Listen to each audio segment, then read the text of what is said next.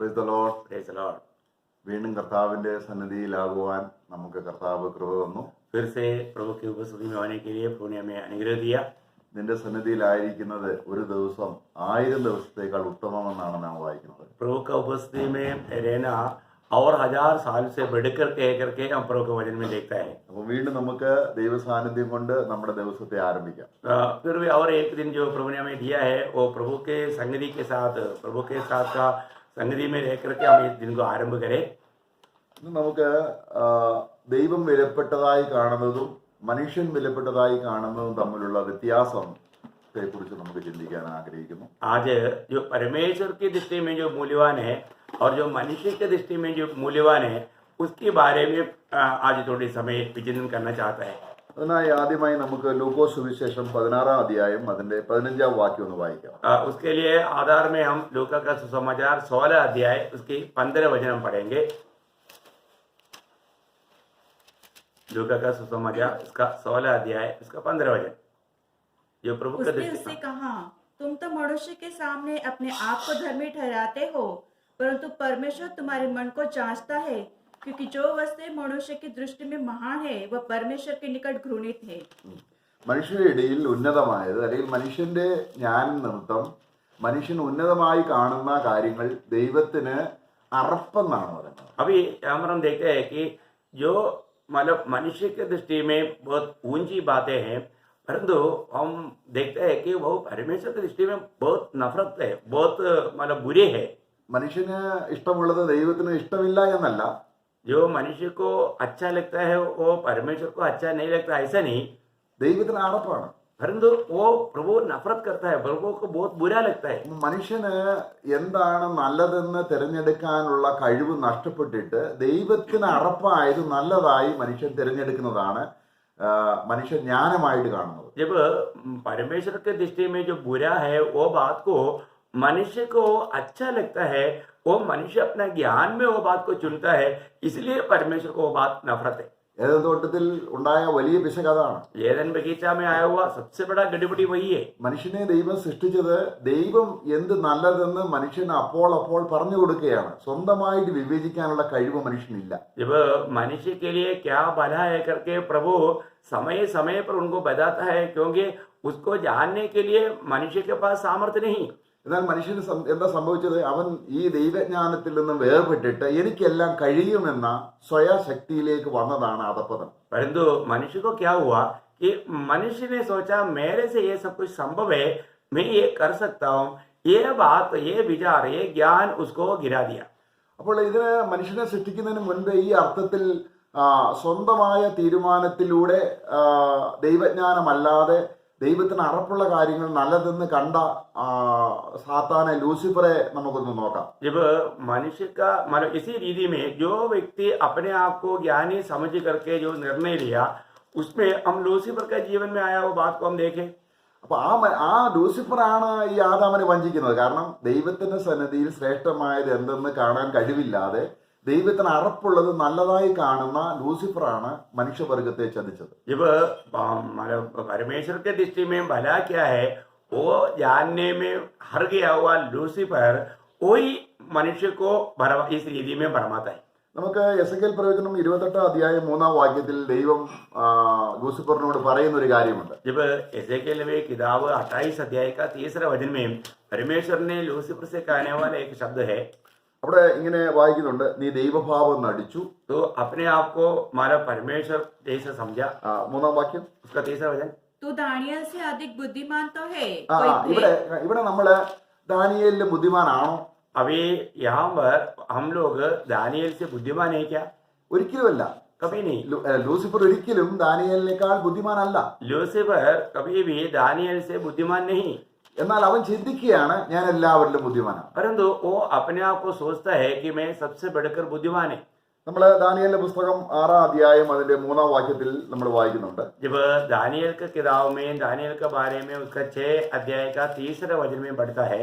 അവിടെ ദാനിയേൽ 6-ാം അധ്യായത്തിന്റെ 3-ാം വാക്യം, जब यह देखा गया कि दानियल में उत्तम आत्मा रहती है, तब उसको उन अध्यक्षों और अधिपतियों से अधिक प्रतिष्ठा मिली. നോക്കുക, അവിടെ ദാനിയേലിൽ ഒരു വിശിഷ്ട ആത്മാവ് ഉണ്ടായിരുന്നത് കൊണ്ട്, ജ്ഞാനമുള്ള ഒരു ആത്മാവ് ഉണ്ടായിരുന്നത് കൊണ്ട് അവൻ സകല മന്ത്രിമാരിലും സകല ഉദ്യോഗസ്ഥരിലും അതിശ്രേഷ്ഠനായി വിളങ്ങിയതാണ്. देखो अभी यहाँ पर हम क्या देखते हैं, दानियल में एक आत्मा, विशिष्ट आत्मा था.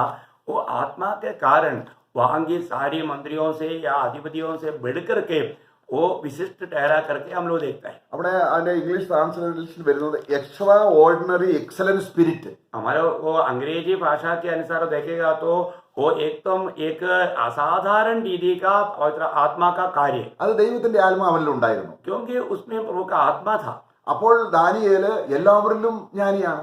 इसका मतलब इसी कारण दानियल सब लोगों से बढ़कर ज्ञानी था. എന്നാൽ ലൂസിഫറിൽ ആ ദൈവാത്മാവിന് ജ്ഞാനമില്ല. परंतु लूसीफर में वो आत्मीय ज्ञान नहीं. അപ്പൊ ദൈവം ചോദിക്കുകയാണ്, നീ ദാനിയേലിന് ജ്ഞാനിയാണോ? इसलिए परमेश्वर लूसीफर को पूछता है कि क्या तुम दानियल से बढ़कर ज्ञानी है? നീ ജ്ഞാനിയാണെന്നല്ല, मतलब तू ज्ञानी है ऐसा नहीं.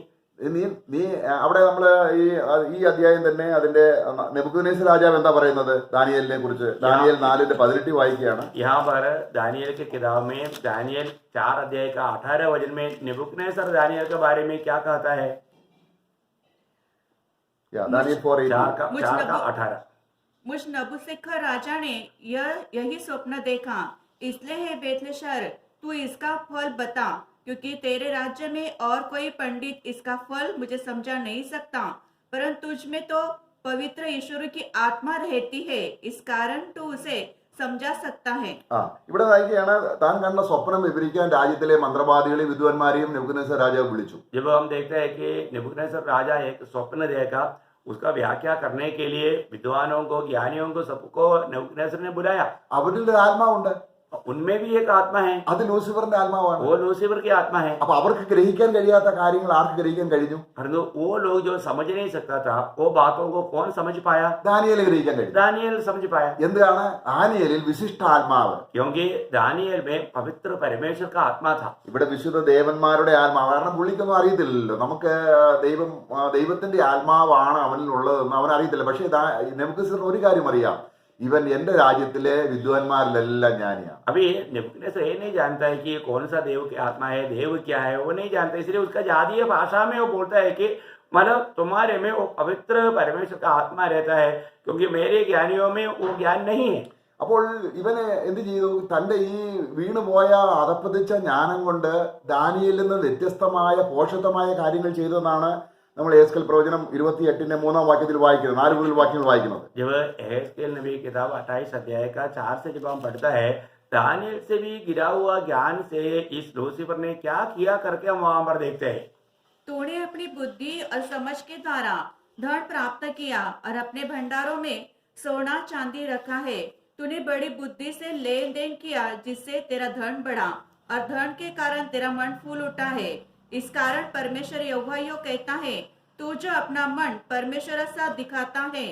ഈ ജ്ഞാനത്തെ കുറിച്ചാണ് നമ്മൾ ലൂക്കോസ് സുവിശേഷത്തിൽ വായിച്ചത്. अभी यहाँ पर जो लूसीफर का बारे में बताया हुआ उस ज्ञान का बारे में हमने लूका का सुसमाचार में पढ़ा. അവിടെ യെരുശലേമിൽ കർത്താവ് യഹൂദന്മാരോട് പറയാണ്, നിങ്ങൾ ദിവ്യാഗതിരികളായി വലിയ പണം സമ്പാദിച്ചിട്ട് നിങ്ങൾ ജ്ഞാനികൾ എന്ന് പറയുന്നു, അത് ദൈവത്തിലെ അറപ്പാണ്.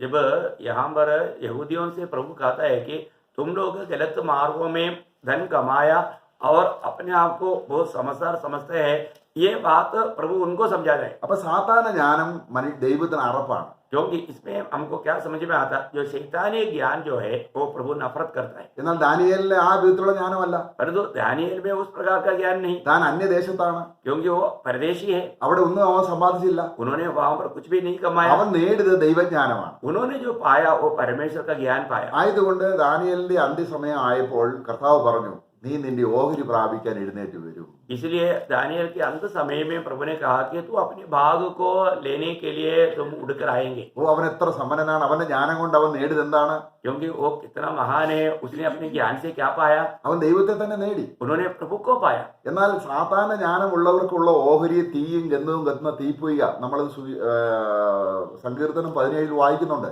जब हम जो भी शैतानी ज्ञान जो पा करके जीवन बिताएंगे, उनके आखिर में उस भयानक आग का कुंड मिलेगा। हम भजन संहिता 17 अध्याय में पढ़ते हैं। ആ അപ്പോൾ ഈ ലോകത്തിലെ മനുഷ്യർ ദൈവമക്കളെക്കാൾ ജ്ഞാനികളാണ് കർത്താവ് തന്നെ പറഞ്ഞിട്ടുണ്ട്. मतलब इस दुनिया का लोग परमेश्वर के लोगों से बढ़कर ज्ञानी है करके प्रभु ने खुद गवाही दिया। ഏത് തരത്തിലുള്ള ജ്ഞാനമാണ്? परंतु वो ज्ञान कौन सा, किस प्रकार का ज्ञान है? ദൈവത്തിന് അറപ്പുള്ള കാര്യങ്ങൾ നേടുന്ന കാര്യത്തിൽ അവർ ജ്ഞാനികളാണ്. क्योंकि जो परमेश्वर नफरत करता है उन बातों को जीतने के लिए वो लोग दुनिया का ज्ञान का लोग है। അതുകൊണ്ടാണ് ഈ വിശ്വാസികളെ ലോകരെ വെറും പോഷന്മാരെന്ന് പറയുന്നത്. इसलिए विश्वासियों को ये दुनिया के लोग ये मूर्ख लोग कहता है। ഒരു യഥാർത്ഥ വിശ്വാസി അവൻ രക്ഷിക്കപ്പെടുമ്പോൾ ക്രിസ്തു തന്നെ ധനമായിരിക്കുന്നത് കൊണ്ട് അവൻ ലോകത്തിന്റെ കാര്യങ്ങൾ അന്വേഷിക്കുന്നില്ല.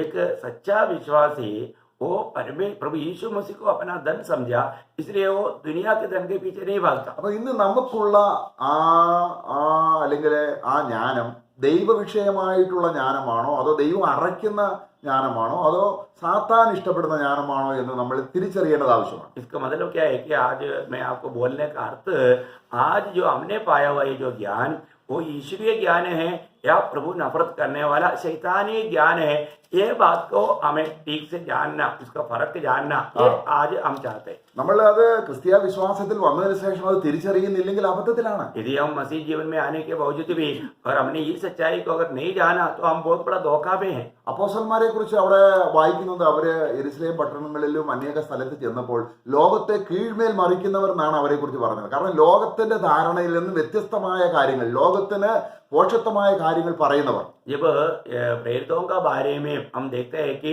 वो लोग जहां पर भी गया वो लोग दुनिया को उल्ट पुल्ट करने वाला है करके उनका बारे में गवाही दिया, क्योंकि वो लोग ये दुनिया का ज्ञान नहीं स्वर्गीय ज्ञान बता करके उनको एकदम चकित कर दिया। കാരണം സാത്താൻ ലോകത്തെ ദൈവജ്ഞാനത്തിന് വിരുദ്ധമായി കീഴ്മേൽ മറിച്ചു. क्योंकि शैतान ने क्या किया, दुनिया को ईश्वरीय ज्ञान से वो पलट करके दुनिया को बिल्कुल पलट दिया। നമ്മൾ യെശയ്യാവിന്റെ പുസ്തകം 5 അധ്യായം 20 വാക്യം വായിക്കുമ്പോൾ यशायाह नबी की किताब 5 अध्याय का 20 वचन में, यशायाह 5 अध्याय उसका 20 वचन में 20-21 20 और 21 20 तक ही है। हाँ 20 इस जीवन के दिन उसे बहुत स्मरण न रहेंगे, क्योंकि परमेश्वर उसकी सुन सुनकर No, no, उसे no. मन को യെശയ്യാ ചാപ്റ്റർ 5 വേഴ്സ് 20-21. 5 अध्याय है, यशायाह 5 अध्याय का 20-21, यशायाह 5 अध्याय उसका 20-21। हाय उन पर जो बुरे को भला और भले को बुरा कहते हैं, जो अंधेरे को उजाला और उजाले को अंधेरा ठहराते हैं,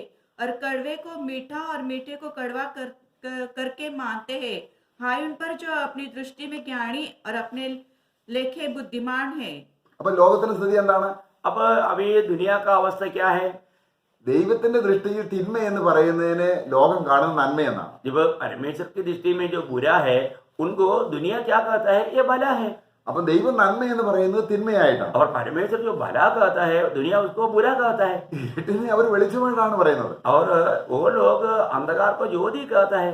നോക്കുക, മധുരത്തെ അവർ കയ്പെന്നും കയ്പിന് മധുരം എന്നും പറയുന്നു. और मीठा को वो लोग कटवा बोलते हैं और कटवा को वो लोग मीठा बोलते हैं। അപ്പൊ ശരിക്കും ജ്ഞാനമുള്ള ദൈവത്തോട് ചേർന്ന് നിൽക്കുമ്പോൾ ആ ദൈവത്തിന്റെ ആത്മാവ് ദൈവം കാണുന്നത് പോലെ നമ്മുടെ ഉള്ളിൽ നമുക്ക് ജ്ഞാനം തരികയാണ്. जो सच्चा ज्ञानी परमेश्वर और परमेश्वर की आत्मा पाया हुआ लोग प्रभु के साथ मिला रहता है, हम परमेश्वर जैसे देखते हैं वैसा देखते हैं, वो स्वर्गीय ज्ञान है। ഇത് നമ്മൾ കർത്താവിലേക്ക് വരുമ്പോൾ മനം തിരികെയാണ്, നമ്മുടെ ജ്ഞാനം നേരെ ഉൾട്ടാകുകയാണ്. हम जब प्रभु की ओर आता है तो हम मन फिरते हैं, बोलने का अर्थ सीधा उल्टा हो जाता है। അപ്പോൾ ഇവിടെ നമ്മൾ കാണുകയാണ്, നമ്മൾ ഒരിക്കൽ സാത്താന്റെ ഭരണത്തിന് കീഴിലായിരുന്നു, ഈ ലോകത്തിന്റെ അധിപതിക്ക് അനുസരിച്ച് അനുസരണക്കേടിന്റെ മക്കളായിരുന്നു. അപ്പോൾ നമുക്ക് ജ്ഞാനമെന്ന് അന്ന് തോന്നുന്നതെല്ലാം ഇന്ന് വെറും പോഷത്വമായിട്ടാണ് തോന്നുന്നത്. हम एक समय में हम शैतान के गुलाम होकर के उस समय में जो हमको शैतानी ज्ञान से जो अच्छा लगता था, आज हम प्रभु में आने के बाद में अभी हमको मालूम पड़ता है कि अरे वो सब कितना गलत था, वो झूठ था करके हमको समझ में आता है। കർത്താവിന് വരുന്നതിന് മുമ്പ് പൗലോസും അങ്ങനെ ആയിരുന്നു.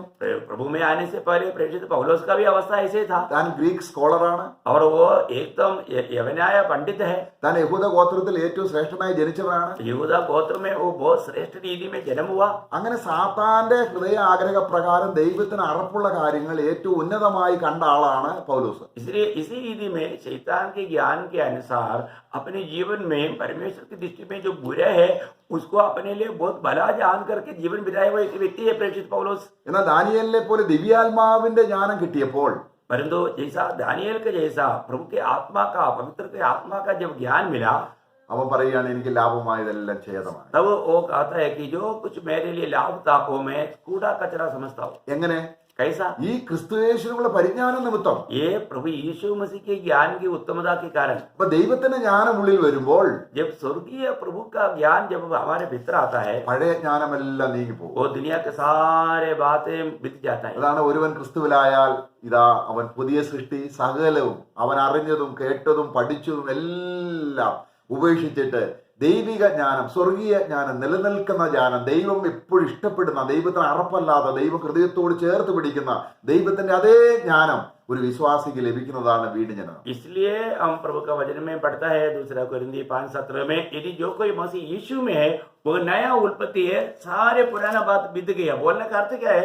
पुराना ज्ञान, पुराना जो भी अपना अच्छा समझने वाला सारे बातें अभी बिल्कुल बदल गया. अभी स्वर्गीय ज्ञान से जो सच्चाई है वो ही समझने वाला बन गया. അപ്പൊ നമ്മൾ ഈ ദൈവിക ജ്ഞാനത്താൽ നമ്മുടെ പ്രാണനെ രക്ഷിക്കണം. जब हम, हमारा कर्तव्य क्या है? हम इस स्वर्गीय ज्ञान से या प्रभु का ईश्वरीय ज्ञान से हमें अपने प्राण को बचाना है. നമ്മൾ സാധാരണ ജ്ഞാനത്താൽ നമ്മുടെ പ്രാണനെ നശിപ്പിച്ചവരാണ്. हम अपने जीवन में पहले शैतानी ज्ञान के कारण अपने आत्मा का नष्ट किया. നമ്മൾ മൂർത്തപൂജ അല്ലെങ്കിൽ വിഗ്രഹങ്ങളെ ആരാധിക്കുന്നവരെ കുറിച്ച് നമുക്കറിയാം. ഇന്ന് നമ്മള് ഗണപതിയുടെ ഒക്കെ ഈ സമയത്ത് വരുമ്പോൾ ഏറ്റവും ഉന്നതന്മാരും തോന്നുന്ന BRCയിലെ സയന്റിസ്റ്റ് ആയിരിക്കുന്ന ആൾക്കാരാണ് ഈ ബിംബത്തെ തലയിൽ വെച്ചുകൊണ്ട് അവര് വെള്ളത്തിൽ മുക്കാൻ പോകുന്നത്. അവർക്ക് ജ്ഞാനമില്ല. हम जानते हैं कि मूर्ति पूजा पाप है, और हम देखते हैं कि जब ये जो सूंड वालों की त्योहारों में उनको लेकर के चलने वाला कौन है?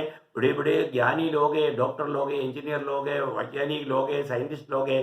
वो लोगों को मतलब प्रभु के वचन के अनुसार उनको ज्ञान नहीं है. അതിനെക്കുറിച്ച് യശയ്യാവിന്റെ പുസ്തകം 44 അധ്യായത്തിൽ പറയുന്നത് ഒരു മനുഷ്യൻ കാട്ടിൽ പോയി ഒരു മരം വെട്ടിക്കൊണ്ട് വന്നു. जब आपको मालूम है उसका बारे में, यशायाह 44 अध्याय में वो एक अच्छा चरित्र का रूप में इतना विस्तार से बोलता है. एक आदमी जाकर के जंगल में जाकर के एक पेड़ काट कर लाया. അതിന്റെ ഒരറ്റം കൊണ്ട് അവനൊരു ഉളി എടുത്ത് ഒരു വിഗ്രഹം ഉണ്ടാക്കുന്നു. उसका एक भाग से उन्होंने मानव हथियार से एक मूर्ति बनाया, മറ്റേ അറ്റം കൊണ്ട് ഇറച്ചി ചുട്ടു തിന്നു. और दूसरा एक भाग लेकर के वो पका करके मांस खा लेता है. എന്നിട്ട് അതിന്റെ വിശദീകരണം പറഞ്ഞു വന്നിട്ട് പ്രവാചകൻ പറയുന്നത് നോക്കണം. और 44 उसका विस्तार से कहते कहते उसका 44 अध्याय के आखिर में जब भविष्य तक आता है, 44 19-20 उसका 19 और 20 में, मैंने न किसी गुप्त स्थान में न अंधेर 44 अध्याय का कोई- 19-20.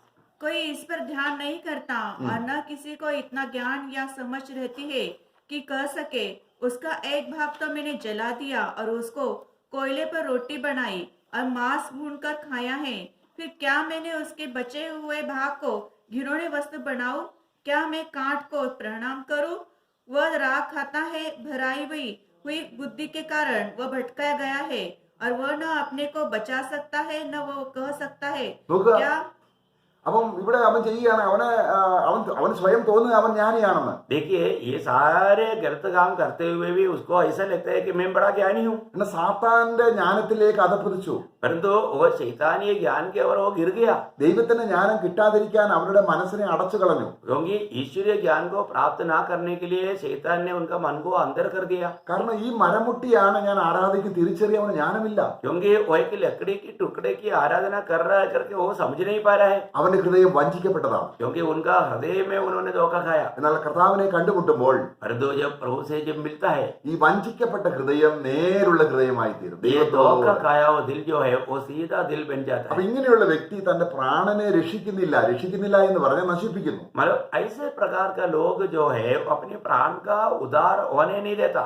അപ്പൊ നമ്മളെ കർത്താവ് രക്ഷയിലേക്ക് വിളിക്കുമ്പോൾ जब हमें प्रभु उद्धार के लिए जब बुलाता है, നമ്മളുടെ ജീവനിലേക്ക് ദൈവത്തിന്റെ ആത്മാവ് വരുമ്പോൾ നമ്മുടെ പ്രാണനെ രക്ഷിക്കുന്ന കാര്യമാണ് നമുക്ക് മനസ്സിലാക്കി തരുന്നത്. हमारा जीवन में जब प्रभु की आत्मा आता है तो हमारा प्राण का उद्धार के विषय में वो आत्मा में समझाता है. അതുകൊണ്ട് ദൈവജ്ഞാനമായ വചനം, इसलिए जो परमेश्वर का ज्ञान की जो वचन है, ദൈവത്തിന്റെ വചനം മുഴുവൻ ദൈവജ്ഞാനമാണ്. കാരണം ദൈവത്തിന്റെ ചിന്തയാണ്. क्योंकि परमेश्वर का सारा वचन परमेश्वर का ज्ञान है, क्योंकि ये परमेश्वर के विचार है. നോക്കുക, ദൈവം എത്ര ജ്ഞാനിയാണ്. തനിക്ക് സംസാരിക്കാനുള്ളതെല്ലാം ഇപ്പം എത്ര ഇപ്പൊ നാളെ സംസാരിക്കാനുള്ള കാര്യം ഇന്ന് സംസാരിക്കാൻ എനിക്ക് അറിയത്തില്ല. जब परमेश्वर कितना बड़ा ज्ञानी है, कल की बातें आज मैं नहीं कर सकता, കർത്താവ് സംസാരിക്കാനുള്ളതെല്ലാം സംസാരിച്ചു കഴിഞ്ഞു. परंतु परमेश्वर को जो कुछ भी कहना है वो सब कुछ प्रभु ने कह दिया. അത്ര ജ്ഞാനിയായ ദൈവം इतना ज्ञानी परमेश्वर है. നമുക്ക് അടുത്ത നിമിഷം എന്ത് പറയണം എന്ന് നമുക്കറിയില്ല. अगला क्षण में हमें क्या कहना चाहिए हम नहीं जानता, കാരണം എന്ത് സംഭവിക്കുമെന്ന് എനിക്കറിയില്ല. क्योंकि क्या होने वाला है वो भी मैं नहीं जानता. ഉദാഹരണമായിട്ട് ഞാൻ ഇന്ന് രാവിലെ എഴുന്നേറ്റു, उदाहरण दो में आज मैं सुबह उठ गया, ഇന്ന് എന്ത് സംഭവിക്കും എനിക്കറിയില്ല. आज क्या क्या होने वाला है मुझे नहीं मालूम. ഞാൻ പെട്ടെന്ന് ഓട്ടോറിക്ഷയിൽ കയറി ഒന്ന് മറിഞ്ഞു വീഴുന്നു. मैं अभी रिक्शा में बैठ गया और वो रिक्शा एकदम उल्टा हो गया, എന്റെ കൈകാലുകൾ ഒടിയുന്നു. मेरा हाथ पाँव टूट जाता, എന്റെ ചിന്തകളും ഭാവങ്ങളും വ്യത്യസ്തമാണ്. मेरा विचार और भावना एकदम अलग है. എന്നാൽ ദൈവത്തിന് നേരത്തെ അറിയാം. परंतु प्रभु को ये सारे बात पहले से मालूम. അപ്പൊ എന്ത് പറയണമെന്നും എന്ത് ചിന്തിക്കണമെന്നുമുള്ള തീരുമാനം ദൈവത്തിനറിയാം. हमें क्या कहना चाहिए, क्या सोचना चाहिए, ये सारे बात प्रभु जानता है. അതുകൊണ്ട് പ്രിയമുള്ളവരെ, ഈ വചനത്തിൽ നമ്മൾ ഹൃദയം വെക്കുമ്പോൾ നമ്മൾ വായിക്കുന്നുണ്ട്, നമ്മൾ 119 സർവ്വ ഗുരുക്കന്മാരിൽ ഞാൻ ജ്ഞാനിയായി തീർന്നു, കാരണം കർത്താവിന്റെ വചനം ഞാൻ ഭക്ഷിക്കുന്നത് കൊണ്ട്. प्रियो, हमें मालूम है कि मैं सारे गुरुओं से बढ़कर ज्ञानी बना. कारण क्या है? मैं प्रभु का वचन को खाते रहता हूँ. അല്പജ്ഞാനിയെ ബുദ്ധിമാനാക്കുന്നു. मतलब एकदम साधारण लोगों को बुद्धिमान बनाता है ये वचन. എന്നാൽ യെരമ്യാവിന്റെ പുസ്തകം 8-ാം അധ്യായത്തിന് 9-ാം വാക്യത്തിൽ എന്താണ്? जब यिर्मयाह 8:9 में क्या पढ़ता है? यिर्मयाह 8:9 वचन में, बुद्धिमान लज्जित हो गए, वे विस्मित हुए और पकड़े गए. देखो, उन्होंने यहोवा के वचन को निकम्मा जाना है, उनमें बुद्धि कहाँ रही. ദൈവവചനം നിരസിക്കുന്നവർക്ക് ദൈവജ്ഞാനത്തെ ദൈവവചനം മുഴുവനും ദൈവവചനം മുഴുവൻ ദൈവജ്ഞാനമാണ്. परमेश्वर को जो इनकारता है वो उनके लिए परमेश्वर का वचन तुच्छ है, परंतु परमेश्वर का सारा वचन परमेश्वर का ज्ञान है. അപ്പോൾ ദൈവവചനം നിഷേധിക്കുന്നെങ്കിൽ अगर परमेश्वर का वचन को हम इनकार करता है, നമ്മൾ വേറൊരു ജ്ഞാനം സ്വീകരിക്കുന്നു എന്നാണ്. हम इसका मतलब एक अलग ज्ञान को स्वीकारता है. ഏത് ജ്ഞാനമാണ്? वो कौन सा ज्ञान है? മനുഷ്യരുടെ മുമ്പിൽ ഉന്നതമായ കാര്യങ്ങൾ നേടുന്ന ജ്ഞാനം. जो मनुष्यों के सामने जो बड़ा लगता है, श्रेष्ठ लगता है, उस प्रकार का ज्ञान. അപ്പൊ मनुഷ്യരുടെ മുമ്പിൽ ഉന്നതമായ ദൈവത്തിന് എങ്ങനെയാണ്? मनुष्य के दृष्टि में जो ऊंची बात परमेश्वर की दृष्टि में कैसा है करके हमने अभी पढ़ा था, नीचा है या वो घृणित है. എന്ന് പറഞ്ഞാൽ മനുഷ്യൻ എപ്പോഴും ഭൂമിയിലുള്ള കാര്യങ്ങളാണ് അന്വേഷിക്കുന്നത്. क्योंकि मनुष्य का स्वभाव क्या है? वो धरती की बातें, दुनिया की बातें मानो खोजता है. ദൈവം ഇസ്രായേൽ മക്കളെ മിസ്രൈമിൽ നിന്നും കൊണ്ടുവരുമ്പോൾ തന്റെ ജനം എന്തായി തീർന്നറിയാമോ? ഭൂമിയിലുള്ള കാര്യങ്ങൾ, ഭൂമിയോട് പറ്റിയിരിക്കുന്ന വസ്തുക്കൾ, ഉള്ളി, ചുറ്റുള്ളി, ചുവന്നുള്ളി, മത്തങ്ങ, ഇങ്ങനെയൊക്കെയുള്ള കാര്യങ്ങൾ തിന്ന് അതിനോട് പ്രിയം വയ്ക്കുന്ന ഒരു രീതിയിലായി തീർന്നു. जब आपको मालूम है इस्राएल लोगों को मिस्रैम की गुलामी से प्रभु ने अपने लोगों को छुड़ाकर जब लाया, उनको जो मिस्रैम में खाया हुआ वो आलू प्याज मतलब उसके बारे में उनको विचार करने लगा. കാരണം ദൈവത്തിന്റെ ആഗ്രഹം എന്താണ്? परमेश्वर का इच्छा क्या है? ഉയരത്തിലെ ജ്ഞാനം തന്റെ ജനത്തിന് കൊടുക്കുന്ന രീതിയിൽ ഉയരത്തിലെ ഫലമാകുന്ന ആ നല്ല മുന്തിരിങ്ങ, അത്തിപ്പഴം, അതുപോലെ മാതളപ്പഴം, ഇതൊക്കെ തിന്നണമെന്നാണ് ദൈവം അവരെ കുറിച്ച് ആഗ്രഹിക്കുന്നത്. प्रभु अपने लोगों के बारे में उस स्वर्ग का फल को खा करके स्वर्गीय ज्ञान में बढ़ने के लिए चाहता है. वो अंगूर के बारे में, अंजीर के बारे में, वो सुंदर सुंदर जो फल के बारे में प्रभु चाहता है. അപ്പോൾ ആ ദൈവത്തിന്റെ ദൃഷ്ടിയിൽ ഏറ്റവും അർഹപ്പെട്ടതാണ് ഇസ്രായേൽ മക്കൾ തിന്നുകൊണ്ടിരുന്നത്. परंतु जो प्रभु का दृष्टि में जो सबसे नफरत या हीन बात था जो इसराइल खाता था. എന്നാൽ അവരെ ഉന്നതമായ ദൈവത്തിന് ഏറ്റവും പ്രിയമായ സ്വർഗത്തിലെ കനികൾ കൊണ്ട് പോഷിപ്പിക്കാനാണ് ദൈവം ആഗ്രഹിച്ചു. परंतु उनको ऊंचे लेवल की बात या स्वर्गीय बातों से उनका पोषण करने के लिए प्रभु चाहा. അപ്പൊ അവരെ മിസ്രൈമിൽ എന്നിട്ട് ദൈവം അവരെ എവിടെ കൊണ്ടുവന്നു? കനാൻ ദേശത്ത് കൊണ്ടുവന്നു. और उनको मतलब मिस्रैम से कहाँ लाया? कनान में लाया. എന്നിട്ട് തന്റെ ജനം, ഈ ജനം ആരായിരിക്കണം? എപ്പോഴും ഉന്നതമായ കാര്യങ്ങൾ തിന്നുന്നവരും ഭക്ഷിക്കുന്നവരും ആയിരിക്കണമെന്നാണ്. അവിടെ നമ്മൾ 11-ാം അധ്യായം, ലേവ്യ പുസ്തകം 11-ാം അധ്യായത്തിൽ എന്ത് തിന്നണം എന്ത് തിന്നരുത്, ലോകത്തിൽ നിന്ന് വേർപെട്ട ആ ജീവികളുണ്ട്, അവയെ മാത്രമേ തിന്നാവൂ, ലോകത്തോട് ചേർന്ന് പോകുന്ന ജന്തുക്കളെ തിന്നരുതെന്ന് പഠിപ്പിക്കുന്നു. जब उनके बारे में प्रभु के लोगों के बारे में प्रभु की इच्छा क्या है? वो ये नीचे की बातों को नहीं, ऊपर की बातें या स्वर्गीय बातें, उस बात को प्राप्त करना. उन लोग जब लेवी व्यवस्था 11 अध्याय में पढ़ेगा तो हमें क्या खाना चाहिए, क्या नहीं खाना चाहिए, वो दुनिया से एकदम लिपटे रहने वाला जीवियों को हम नहीं खाना चाहिए, उसका पूरा विधि प्रभु ने प्रभु के लोगों को दिया. അപ്പൊ തിന്നരുത് തിന്നരുത് ദൈവം പറയുമ്പോൾ അത് കാരണം എനിക്ക് അറപ്പെന്നാണ്. मतलब जो कुछ चीजें तुम नहीं खाना करके प्रभु कहने का अर्थ क्या है कि मैं उन बातों से नफरत करता हूँ. അവിടെ ഒരു उदाहरण നമുക്ക് വായിക്കാം. एक दृष्टांत के लिए एक बात हम पढ़ेंगे. നമുക്ക് ലേവ്യ പുസ്തകം 11-41-42 ये लेवी उसका 11 अध्याय का 41 और 42 वचन, लेवी की किताब उसका मतलब 11 अध्याय का 41 और 42 वचन। सब प्रकार के पृथ्वी पर रेंगने वाले जंतु घिनौने हैं, वे खाए न जाएं। पृथ्वी पर सब रेंगने वालों में से जितने पेट या 4 पांव के बल चलते हैं या अधिक पांव वाले होते हैं, उनमें तुम न खाना, क्योंकि वे घिनौने हैं। तुम किसी प्रकार के रेंगने वाले जंतु के द्वारा अपने आप को घिनौना न करना, और न उनके द्वारा अपने आप को अशुद्ध करके अपवित्र ठहराना।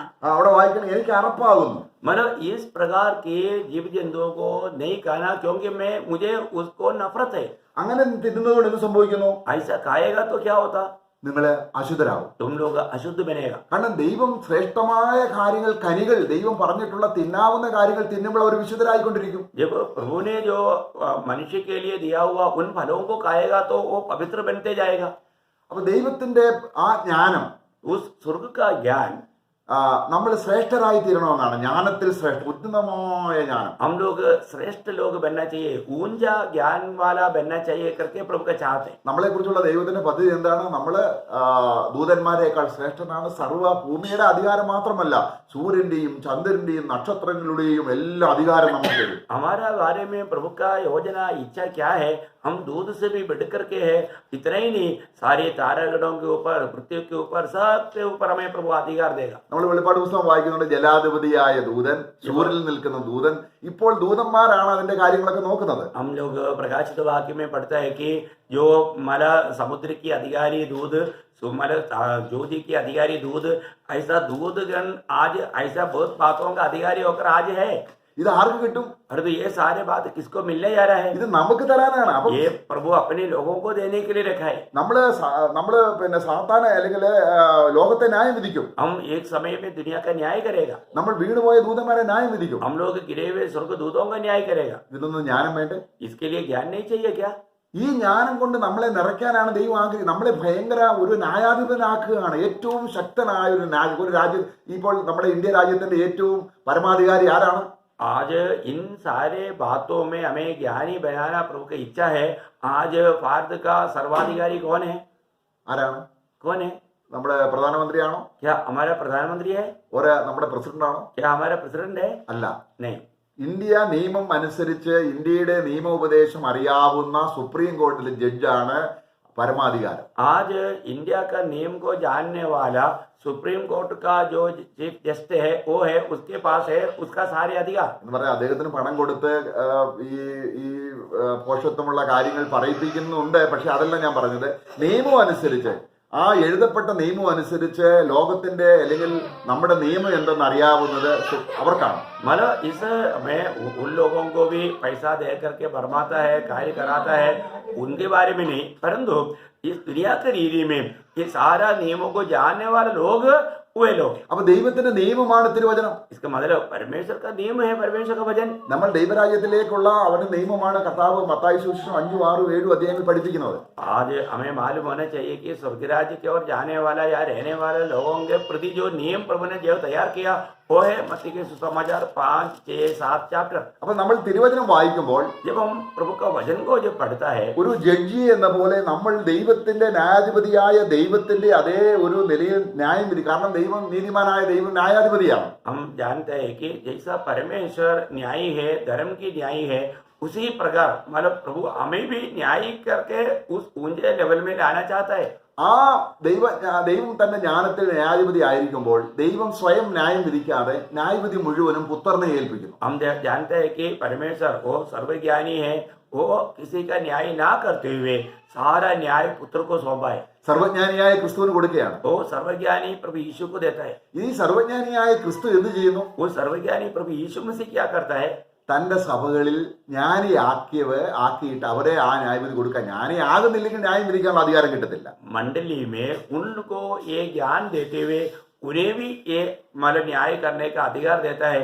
यदि ज्ञानी नहीं बनेगा तो ये अधिकार नहीं मिलेगा। അപ്പോൾ ഇന്ന് നമുക്ക് കിട്ടുന്ന ജ്ഞാനം മുഴുവൻ ഒരു നിയമജ്ഞാവാകാനുള്ള, ന്യായം വിധിക്കാനുള്ള പ്രാപ്തിയിലേക്ക് നമ്മളെ പരിശുദ്ധാത്മാവ് കൊണ്ടുവരികയാണ്. അവിടെ ദാവീദ് നമ്മള് നേരത്തെ വായിച്ചതുപോലെ ദാനിയേൽ ഉള്ളതുപോലെ ദിവ്യാത്മാവ് നമുക്കുമുണ്ട്.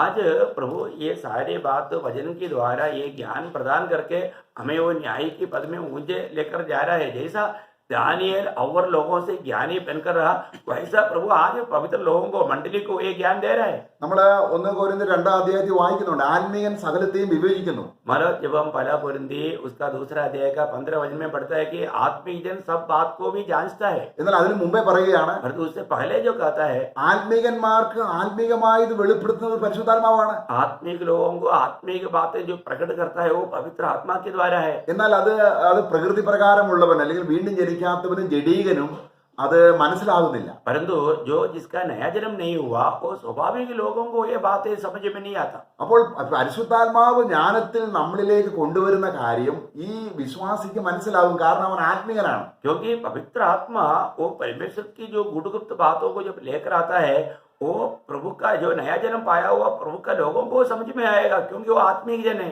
ആത്മീയൻ എന്ന് പറഞ്ഞ അർത്ഥം എന്താണ്? आत्मिक कहने का अर्थ क्या है? നമ്മൾ ആത്മീയം ചിന്തിക്കുന്നത് നമ്മൾ വെള്ള ഉടുപ്പും വെള്ള ഷർട്ടും ഇട്ട് നമ്മൾ മുടിയൊക്കെ പറ്റ വെട്ടി നമ്മൾ ക്ലീൻ ഷേവ് ചെയ്ത് നമ്മളൊരു ബൈബിൾ കൈ പിടിച്ചാൽ ആത്മീയനാണ് ചിന്തിക്കുന്നത്. हम लोग साधारण रीति में क्या सोचता है कि अगर एक अच्छा सफेद वस्त्र पहन लिया, अगर अच्छा क्लीन शेव कर दिया और बाल को एकदम छोटा कर दिया, इस प्रकार बाहरी की रूपों को देख करके हम आत्मिक समझते हैं. എന്നാൽ ദൈവജ്ഞാനം ഒട്ടുമില്ല എങ്കിൽ എങ്ങനെ ആത്മീയനാകും? परंतु परमेश्वर का ज्ञान ही नहीं है तो फिर वो कैसा आत्मिक बनेगा?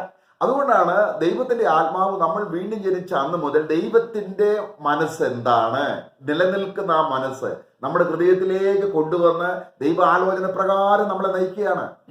जब से हम नया जन्म पाता है उस समय से प्रभु अपना आत्मा के द्वारा वचन के द्वारा उस स्वर्गीय ज्ञान को हमें दे करके उस ज्ञान में हमें भर देता है. നമ്മൾ തേജസ്കരിക്കപ്പെടുമെന്ന് നമുക്കറിയാം. हम लोग एक समय में त्यागा जाएगा, हमें मालूम. നമ്മള് കർത്താവിന്റെ അല്ലെങ്കിൽ നമ്മൾ കാഹളം ധ്വനിക്കുമ്പോൾ നമ്മൾ തേജസ്കരിക്കപ്പെടും. हम लोग जब प्रभु यीशु मसीह के आगमन के समय में हम महिमा पाएगा, പക്ഷേ അത് തേജസ്കരിക്കപ്പെടുന്നതിന് മുൻപേ ഒരുപാട് കാര്യങ്ങൾ നമ്മൾ നടക്കണം. परंतु उस महिमा पाने से पहले बहुत से कार्य हमारे जीवन में होना है. അവിടെ നമ്മൾ 73-ാം സങ്കീർത്തനം 24-ാം വാക്യം വായിക്കുകയാണ്. जब 73 भजन संगीत का 24 वचन में हम पढ़ता है, അവിടെ എന്താ വായിക്കുന്നത്? वहां पर क्या पढ़ते हैं? 24 उसका 24 वचन, उसका 73 का 24 वचन. तू सम्मति देता हुआ मेरी अगुवाई करेगा और सब मेरे महिमा करके तुझको अपने पास रखेगा. അപ്പൊ എന്നെ മഹത്വപ്പെടുത്തുന്നതിന് മുൻപേ, മഹത്വത്തിലേക്ക് എന്നെ എടുക്കുന്നതിന് മുൻപേ, തേജസ്കരിക്കപ്പെടുന്നതിന് മുൻപേ എന്നെ ദൈവത്തിന്റെ കൗൺസിലിൽ നടത്തുമെന്ന്, ദൈവത്തിന്റെ ആലോചന എനിക്ക് പറഞ്ഞു തരുമെന്ന്. जब मैं उस महिमा में प्रवेश करने से पहले प्रभु मेरे जीवन में क्या करेगा? प्रभु की आलोचनाओं में मुझे चलाएगा. ഇന്ന് നമുക്ക് അത് മുഴുവൻ ജ്ഞാനമാണ്. ये सारे जो बात जो है ये स्वर्गीय ज्ञान की बात है. ഒരു യൂണിവേഴ്സിറ്റിക്കും അത് പഠിപ്പിക്കാൻ കഴിയത്തില്ല. ये दुनिया का कोई भी यूनिवर्सिटी में ये बात को सिखाया नहीं जाता. എന്നാൽ ഒരു പാവപ്പെട്ട ദൈവദാസൻ അല്ലെങ്കിൽ ഒരു ദൈവപൈതൽ, परंतु एक गरीब, एक साधारण प्रभु का बेटा या प्रभु का दास, ഒട്ടും ബുദ്ധിയില്ല, उसको कुछ भी दुनिया का रीति में कुछ भी ज्ञान नहीं, കർത്താവിന്റെ അടുക്കിലേക്ക് വരികയാണ്. परंतु वो प्रभु के निकट आता है. കർത്താവിന്റെ കാൽക്കൽ വീണിട്ട്, प्रभु के पादस्थान में गिरकर, നിന്റെ ജ്ഞാനമാകുന്ന വചനം എനിക്ക് തരണമേ. आपके ज्ञान की उस वचन मुझको दे. ഓ, അപ്പോൾ ദൈവം എന്ത് ചെയ്യുന്നു? उस समय में प्रभु क्या करता है? ഈ അല്പജ്ഞാനിയെ ജ്ഞാനിയാക്കും. ये जो मतलब एक मूर्ख है उसको प्रभु ज्ञानी बनाता है. അപ്പൊ നമ്മളെ തേജസ്കരിക്കുമ്പോൾ തേജസ്സിന്റെ ഖനം ഏതിനെ ബേസ് ചെയ്താണ്? अभी जब हम महिमा पाएगा वो महिमा पाने का उसका कारण क्या है? നമ്മള് വേദപുസ്തകത്തിൽ കർത്താവ്, നമ്മൾ വെളിപ്പാട് പുസ്തകം വായിക്കുന്നുണ്ട്, ഞാൻ നിങ്ങൾക്ക് പുതിയൊരു പേര് തരും. अभी हम प्रकाशित वाक्य में पढ़ता है कि मैं तुम्हें एक नया नाम दे. എങ്ങനെയാണ് ദൈവം നമുക്ക് പുതിയ പേര് തരുന്നത്? प्रभु कैसा हमें एक नया नाम देगा? ആ പേരിനനുസരിച്ചുള്ള ആളത്വത്തിൽ അതിന്റെ ആ ഗുണം വേണ്ടേ? उस नाम के अनुसार का योग्यता वो व्यक्ति में होना चाहिए. നമ്മൾ വേദപുസ്തകത്തിൽ കർത്താവ് നമ്മൾ വായിക്കുന്നുണ്ട്, മോശയ്ക്ക് വിശ്വസ്തൻ എന്ന പേര് ദൈവം കൊടുത്തു. जब परमेश्वर ने मूसा को एक विश्वास योग्य नाम दिया, മോശ വിശ്വസ്തനല്ല എങ്കിൽ ആ പേര് കൊടുക്കൂ. अगर मूसा विश्वास योग्य नहीं है तो ऐसा नाम मूसा को मिलेगा? അങ്ങനെ അനേകർക്ക് പേര് കൊടുത്തതായിട്ട് നമ്മൾ വായിക്കുന്നുണ്ട്. ऐसा बहुत से लोगों को एक नया नाम दिया करके हम देखते हैं. നമ്മൾ ആ കനാന്യ സ്ത്രീ വന്നിട്ട് കർത്താവിനോട് ചോദിക്കുകയാണ്, എന്റെ മകളെ സൗഖ്യമാക്കണം. जब उस अन्य जाति का स्त्री आकर के अपनी बेटी की चंगाई के लिए प्रभु से विनती करता है, അപ്പൊ കർത്താവ് പറഞ്ഞു, तब प्रभु ने कहा, ഞാൻ മക്കളുടെ അപ്പം എടുത്ത് നായ്ക്കുട്ടികൾ കൊടുക്കത്തില്ല. बेटों का रोटी लेकर के मैं कुत्तों को नहीं देता. അപ്പൊ അവൾ എന്താ പറഞ്ഞത്? तब उस स्त्री ने क्या कहा? അതേ കർത്താവേ, सही बात है प्रभु. നായ്ക്കുട്ടികളും ആ മേശയിൽ നിന്ന് വീഴുന്ന അപ്പം തിന്നുന്നല്ലോ. परंतु उस मेष में से गिरा हुआ वो टुकड़ा जो है वो कुत्ते के बच्चा खाते हैं. അവൾക്ക് ഭയങ്കര ജ്ഞാനമുണ്ടായി. मतलब उसको बहुत प्रभु के पास आने से उसको അപ്പോൾ बड़ा അവളെ प्रकाश मिला. കനാന്യ സ്ത്രീ എന്നല്ല കർത്താവ് വിളിച്ചത്. उस समय में उसको कानान्य स्त्री करके नहीं कहा. കാരണം അവൾ കനാന്യ സ്ത്രീയാണ്. वो एक अन्य जाति का कानान्य स्त्री है. അവളുടെ പേരങ്ങനാണ്. उनका नाम ही ऐसा है. പക്ഷെ കർത്താവ് ഇട്ട പേരെന്താണ്? परंतु प्रभु ने उसको क्या नाम दिया? വിലയേറിയ വിശ്വാസമുള്ളവൾ. मतलब बहुत मूल्यवान विश्वास की पात्र है. Praise the Lord. Praise the Lord. ഇങ്ങനെ നമ്മൾ കർത്താവിന്റെ സന്നിധിയിൽ നിൽക്കുമ്പോൾ നമുക്ക് ഓരോരുത്തരും ഈ ജ്ഞാനത്തിന്റെ അടിസ്ഥാനത്തിൽ നമ്മൾ എന്താ കഴിവുണ്ട് എന്നതിന് അടിസ്ഥാനമായി നമ്മുടെ പേര് വ്യത്യസ്തമാണ്. प्रियो, हम जब प्रभु की उपस्थिति में जब खड़ा रहेगा तो हमें मिला हुआ ज्ञान के अनुसार, काम के अनुसार प्रभु जो हमें एक नाम देने वाला है वो नाम में बहुत फर्क रहेगा. Praise the Lord. Praise the Lord. നമുക്ക് ഇപ്പോൾ ആ പേര് അറിയത്തില്ല. आज हमें वो बात, वो नाम के बारे में कुछ भी नहीं मालूम. നമുക്ക് വിലയുള്ള പേര് കിട്ടണോ? हमें मूल्यवान नाम मिलना चाहिए क्या? ഈ ജ്ഞാനിയാണ്.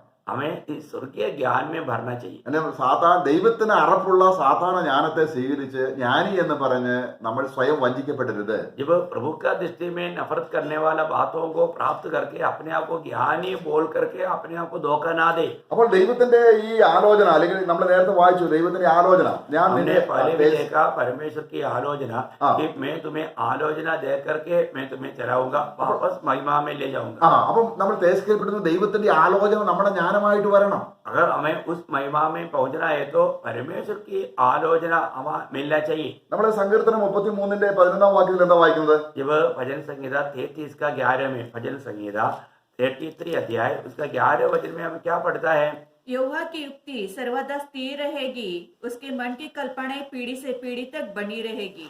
അപ്പോൾ ദൈവത്തിന്റെ ആലോചന ശാശ്വതമാണ് मतलब प्रभु का युक्ति हमेशा बना रहेगा. എന്ന് പറഞ്ഞാൽ ദൈവത്തിന്റെ ജ്ഞാനം നിത്യമാണ്. बोलने का अर्थ क्या है? परमेश्वर का ज्ञान हमेशा हमेशा बना रहने वाला है. അത് ഈ ലോകത്തിന് നശിച്ചു പോകുന്ന ജ്ഞാനികൾ, നമ്മൾ അത് 1 കൊരിന്ത്യർ 2 അധ്യായത്തിൽ വായിക്കുന്നുണ്ട്. ഈ ലോകത്തിലെ ജ്ഞാനികളുടെ ജ്ഞാനം നശിച്ചു പോകും. मतलब हम लोग पहला कोरिन्थी 2 अध्याय में पढ़ते हैं कि ये संसार का ज्ञानवानों का ज्ञान नष्ट हो जाएंगे. എന്നാൽ ദൈവത്തിന്റെ ജ്ഞാനം, परंतु परमेश्वर का ज्ञान അതൊരിക്കലും നശിച്ചു പോകുന്നില്ല. वो कभी नाश नहीं होता.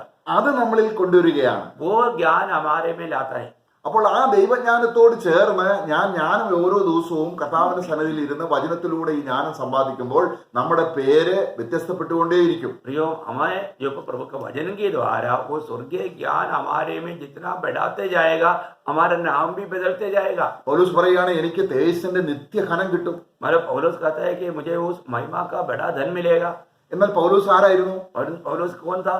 ഞാൻ അദ്ദേഹം തന്നെ പറയാണ്, ഞാൻ ജ്ഞാനിയുള്ള ഒരു പ്രധാന ശില്പിയായി ഞാൻ അടിസ്ഥാനം ഇടുന്നു. मैं एक ज्ञानी होकर के इस युग में मैं एक नींव डालता हूँ. അപ്പോൾ അവന്റെ ജ്ഞാനത്തിൽ, ദൈവജ്ഞാനത്തിൽ ലോകത്തെ അവൻ വെറുത്തു. मतलब उस स्वर्गीय ज्ञान में पौलुस ने दुनिया को नफरत किया. അപ്പോൾ ഈ ഭൂമിയിൽ നമ്മൾ കർത്താവിന്റെ വചനം പറയുകയാണ്, ജഡമോഹം, കൺമോഹം, ജീവനത്തിന്റെ പ്രതാപം, ഇത് ജ്ഞാനമാണെന്ന് ചിന്തിച്ച് മനുഷ്യൻ വഞ്ചിക്കപ്പെടുകയാണ്. हम लोग इस दुनिया में रहने के समय में आंखों की अभिलाषा, शरीर की अभिलाषा, जीविका का घमंड, इन बातों में जाकर के हम लोग कई बातों में धोखा खाते हैं. അത് ദൈവത്തിന് അറപ്പാണ്.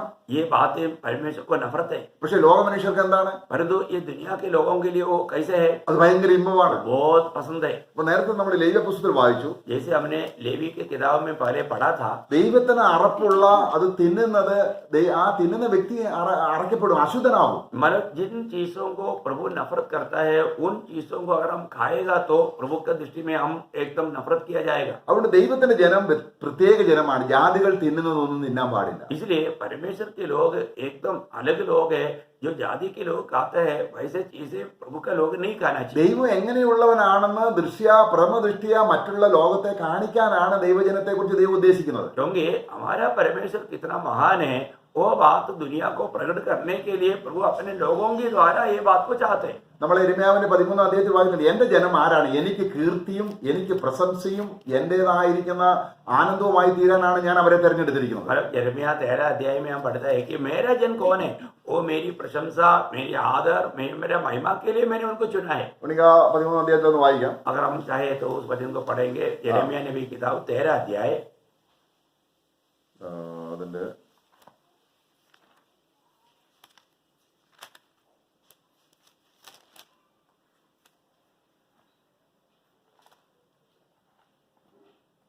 7 എൻ്റെ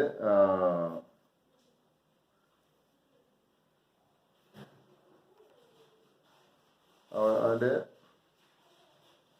അതിലെ 13:11 उसका 13 का 11। यहोवा की ये वाणी है कि जिस प्रकार से लुंगी मनुष्य की कमर में कसी जाती है, उसी प्रकार से मैंने इस्राएल के सारे घराने और यहूदा के सारे घराने को अपनी कटी में बांध लिया था कि वे मेरी प्रजा बने और मेरे नाम और कीर्ति और शोभा के कारण हो, परंतु उन्होंने न माना। ദൈവം എന്തിനാണ് അവരെ തിരഞ്ഞെടുത്തത്? प्रभु ने उनको क्यों चुन लिया? എന്റെ ജനമായിരിക്കണം, मेरा जन बनकर रहना चाहिए, എനിക്ക് കീർത്തിയായിരിക്കണം, मेरा महिमा का कारण बनना चाहिए, എന്റെ പ്രശംസയായിരിക്കണം, मेरा प्रशंसा बनना चाहिए, എന്റെ അലങ്കാരമാകണം. मेरा मतलब अलंकार होना കേട്ടോ, चाहिए। ഇതൊക്കെ ആരാണ് അവരെ വിളിച്ചെടുത്തത്? मतलब उसके लिए प्रभु ने उनको चुना। നമ്മളെ അങ്ങനല്ലേ? हमें भी ऐसे है ना, നമ്മൾ ജനമല്ലാത്തവരായിരുന്നു, हम एक समय में प्रभु के जन नहीं थे, ഇപ്പോൾ നാം ജനമാണ്. परंतु अभी हम प्रभु के जन हैं, പക്ഷെ വെറും ജനമല്ല, परंतु साधारण जन नहीं, രാജകീയ പുരോഹിത വർഗം. हम प्रभु के लिए राजकीय याजक गण हैं, നമ്മളത് വായിക്കുന്നുണ്ട്. हम उसको पढ़ता है। അപ്പൊ ദൈവത്തിന് പ്രശംസയും ദൈവത്തിന് സന്തോഷവും ആയിത്തീരാം. അപ്പൊ ദൈവജ്ഞാനം ഇല്ലെങ്കിൽ എങ്ങനെ ദൈവം നമ്മളെ വെറുക്കുന്നെങ്കിൽ നമ്മൾ എങ്ങനെ ദൈവത്തിന്റെ പ്രശംസയാവും? हम अगर प्रभु का ज्ञान पा करके प्रभु की इच्छा के अनुसार कार्य नहीं करेगा तो हम कैसा प्रभु का प्रशंसा मिलेगा? അപ്പൊ ദൈവത്തിന് അറപ്പുള്ളത് ഞാനും അറപ്പെന്ന് പറയത്തക്കോണം ജ്ഞാനം ഉണ്ടാകണം. मतलब जिस बात से प्रभु नफरत करता है उस बात को मैं भी नफरत करने लायक हमें ज्ञान होना चाहिए। അപ്പൊ യഹൂദന്മാര് ദൈവത്തിന്റെ ജനമായിട്ടും യേശുക്രിസ്തു അവരെ നിരസിച്ചു. परंतु यहूदी लोग प्रभु का जन होने के बावजूद भी उन्होंने परमेश्वर को इनकार। അവർ പറഞ്ഞു നിങ്ങൾ മനുഷ്യർക്ക് മാനം കിട്ടുന്ന രീതിയിൽ അന്യോന്യം ബഹുമാനിക്കുന്നു, ദൈവത്തിൽ നിന്നുള്ള മാനം നിങ്ങൾ അന്വേഷിക്കുന്നില്ല. और प्रभु यीशु ने इसलिए उनके बारे में कहा कि तुम आपस में आदर पाने के लिए जो मनुष्य की दृष्टि में योग्य वो काम को करता है, परंतु परमेश्वर से आदर पाने के लिए परमेश्वर की दृष्टि में जो योग्य वो काम नहीं करता। അപ്പൊ തന്റെ ജനം വിശുദ്ധ ജനമായിരിക്കണം. इसका मतलब प्रभु का लोग पवित्र लोग रहना चाहिए। അപ്പൊ എപ്പോഴും കർത്താവ് ലേവ്യപുസ്തകം പറയുന്നത് ഞാൻ വിശുദ്ധനായതുകൊണ്ട് നിങ്ങൾ വിശുദ്ധരായിരിക്കണം. हम लेवी की किताब में बार बार इस बात को पढ़ता है कि ऐसा मैं तुम्हें चुनने वाला या बुलाने वाला पवित्र है, वैसे तुम भी पवित्र बना रहना। ഞാൻ ജ്ഞാനിയായതുകൊണ്ട് നിങ്ങൾ ജ്ഞാനിയായിരിക്കണം. इसलिए जैसा मैं ज्ञानी है तो वैसा तुम भी ज्ञानी बनना। ഞാൻ ദയയുള്ളവനായതുകൊണ്ട് നിങ്ങൾ ദയയുള്ളവനായിരിക്കണം. मैं दयालु है इसलिए तुम भी दयालु बनना।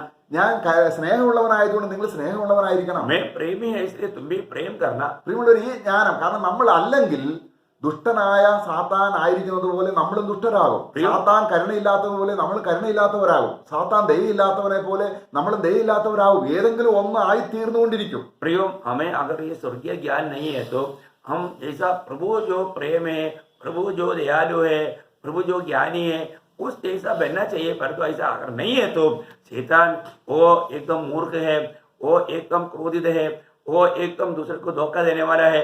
हम इनमें से एक ना एक तो बनते जाएगा। കർത്താവിന്റെ സഭയെ സ്ഥാപനത്തോടുള്ള ബന്ധത്തിൽ നമുക്കറിയാം ഒട്ടും ജ്ഞാനമില്ലാത്ത ഒരു സഭയായിരുന്നു കൊരിന്ത് സഭ. जब परमेश्वर की मंडलियों के बारे में प्रभु जब मंडली तैयार करते थे उस समय में जो कुरिन्थ मंडली के लोग जो है वो बिल्कुल वो ज्ञानी लोग नहीं थे। പൗലോസ് അവരോട് ചോദിക്കണം, നിങ്ങൾ ശേഷം മനുഷ്യരെ പോലെ അല്ലയോ? अभी उनको उनका कामों को देख करके पौलुस बोलता है कि क्या तुम भी और लोगों के जैसा नहीं? നിങ്ങളിൽ ഒരു പ്രശ്നമുണ്ടായാലും തീർക്കാൻ തക്ക ജ്ഞാനി ഇല്ലയോ? क्योंकि तुम्हारे बीच में कोई अगर समस्या होता है तो उसको सोल्व करने के लिए तुम्हारे बीच में कोई ज्ञानी नहीं है എന്ന് क्या? പറഞ്ഞാൽ ദൈവജ്ഞാനം ഉള്ളവൻ ഇല്ലയോ?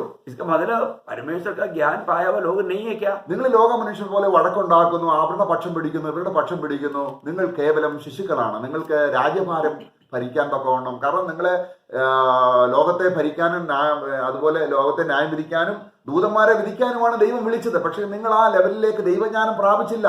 अभी यहाँ पर वो बोलता है कि तुम लोग एक दूसरे का पक्ष में होकर के कार्य करते हो। तुम लोग जबकि स्वर्गदूतों को भी न्याय करने के लिए बुलाया, परंतु उस मुलाकात के योग्य तुम ज्ञानी बनते नहीं जा रहे। तुम ये क्या करते हो? അപ്പൊ നിങ്ങൾ ജഡീകരല്ലോ. अभी भी तुम शारीरिक है। അപ്പൊ നമുക്ക് ദൈവജ്ഞാനം വന്നിട്ട് हमें प्रभु का ज्ञान मिलने के बाद ദൈവത്തിന് അറപ്പുള്ള കാര്യം എന്താണെന്ന് തിരഞ്ഞെടുക്കേണ്ട ഒരു ജനമാണ് ദൈവത്തിന്റെ ജനം. जो भी बात जो प्रभु को नफरत है वो बात को हमें भी चुनना चाहिए कि हमारे प्रभु को जो नफरत का काम हमारे जीवन में ना हो। അപ്പൊ ദൈവം നേരിട്ട് ഭരിക്കാനാണ് യഹൂദന്മാരെ കുറിച്ച് ഉദ്ദേശിച്ചത്, ഇസ്രായേലിനെ उद्देश्यത്. क्योंकि प्रभु मतलब इसराइल के लोगों को प्रभु राजा होकर राज करना चाहता था। അവർ പറഞ്ഞു ഞങ്ങൾക്ക് രാജാവ് വേണം. परंतु उन लोगों ने कहा नहीं, हमको एक अलग राजा चाहिए। എന്നാൽ ദൈവം പറയും ശരി കൊടുക്ക.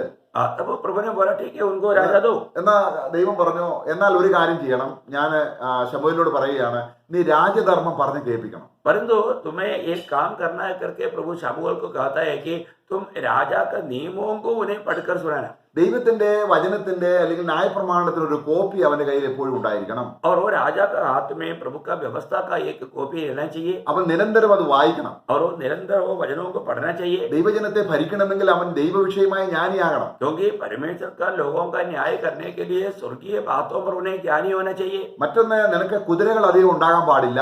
और तुम्हें ज्यादा घोड़ा नहीं होना चाहिए। നീ കുതിര വാങ്ങാനായിട്ട് മിസ്രൈമിലേക്ക് പോയാൽ അവിടെയുള്ള പലരെയും കാണും, അവർ തിന്നുന്നത് തിന്നും. അങ്ങനെ നീ എന്റെ രാജ്യം അശുദ്ധമാക്കും. यदि तुम घोड़ा लेने के लिए मिस्रैम की ओर जाएगा तो वहां के भोजन खाएंगे और उधर का रीति मतलब देखेंगे और जानेंगे और करेंगे तो तू अपने लोगों को अपवित्र करेंगे। അപ്പം രാജാവ് ജ്ഞാനി അല്ലെങ്കിൽ പിന്നെ പ്രജകൾ എങ്ങനെ ജ്ഞാനിയാകും? जब राजा ज्ञानी नहीं है तो फिर प्रजा कैसे ज्ञानी होगा? ദർശനമില്ലാത്തടത്ത് ജനം വഴികെട്ടി നടക്കുന്നു. जहाँ पर दर्शन नहीं वहां पर लोग चित्रपित्र होता है। എസ്കേലിന്റെ സമയമായപ്പോൾ അല്ലെങ്കിൽ അതിനു മുമ്പേ തന്നെ ഈ ജനം അടുത്തുള്ള അശൂർ രാജാക്കന്മാരെ കണ്ടിട്ട് ഇവിടുത്തെ രാജാക്കന്മാരെ അത് മോഹിക്കുകയാണ്. एसेकिएल का समय से पहले अशूर राजाओं को देख करके ये लोग क्या करता है, उनकी मोह करता है। അവിടെ നമുക്കൊരു വാക്യം വായിക്കാം. എസ്കേൽ പ്രവചനം 23 അധ്യായം. जब वहां पर एक वचन पढ़ेंगे एसेकिएल नबी किताब 23 अध्याय, അതിന്റെ 12 13 വാക്യങ്ങൾ. उसका 12-13 वचन। वह अपने आशुरी पहाड़ी पड़ोसियों पर मोहित होती थी, जो सब के सब अति सुंदर वस्त्र पहनने वाले और घोड़ों के सवार मन भावने जवान अधिपति और सब प्रकार के प्रधान थे। तब मैंने देखा कि वह भी अशुद्ध हो गई। നോക്കുക, കണ്ടപ്പോഴേക്കും ഇവിടെ അശുദ്ധി. मतलब इन लोगों ने सिर्फ देखा तभी उनके जीवन में अशुद्धि आया। അവരുടെ കർത്താവ് പറഞ്ഞിട്ടുണ്ട്, प्रभु ने कहा അന്യദേശങ്ങളിലെ പോലെ നിങ്ങൾ ആകരുത്. अन्य जातियों का रीति या देश का रीति तुम नहीं सीखना। അവരുടെ വസ്ത്രധാരണം, उनके जो पहनाव, അവരുടെ ലൈഫ് സ്റ്റൈൽ, उनका जीवन का रीति, നിങ്ങൾ അങ്ങനെയുള്ള ഒരു സ്ഥലത്ത് നിന്ന് നിങ്ങളെ ഞാൻ വീണ്ടെടുത്തതാണ്. मैंने तुम्हें ऐसा एक देश में से तुम्हें छुटकारा दे करके मैंने अलग किया है। ദൈവത്തിന് അറപ്പുള്ള വസ്തുക്കൾ തിന്ന ഈജിപ്തിൽ നിന്നും സ്വർഗീയ കനാനിലെ കാര്യങ്ങൾ തിന്നാൻ വേണ്ടി നിങ്ങളെ ഞാൻ കൊണ്ടുവന്നവരാണ്. परमेश्वर की दृष्टि में जो बुरी बातें जो खाते थे उनको दूर करके मैं ईश्वरीय या स्वर्गीय चीजों को खाने के लिए मैंने तुमको लेकर आया। അപ്പൊ അശൂര്യരെ നീ മോഹിച്ചു. तो ये इसके बावजूद भी तूने अशूरियों का बातों को तूने चाहा।